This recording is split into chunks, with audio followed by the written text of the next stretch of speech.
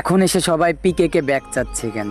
একটা সময় ছিল আমাদের যারা ওল্ড প্লেয়ার আছি, পিকে মানেই একটা অন্যরকম ভালোবাসা। পিকের কথা শুনলেই মানে একদিক থেকে ভয় লাগতো, অন্য দিক থেকে ভালোই লাগতো। সেই পিকেটারে হঠাৎ করে উঠে নিছে। তো এখন এই সময় এসে সবাই ব্যাক চাচ্ছে পিকেটারে। আসলে সম্ভব, গেম তো, এটা ব্যাক পাওয়া সম্ভব। তো আমার দেখা একটা ইউটিউবারই আছে, একে মিরাজ ভাই, সেই একমাত্র এই পিকেটাকে নিয়ে ভিডিও বানাইছে।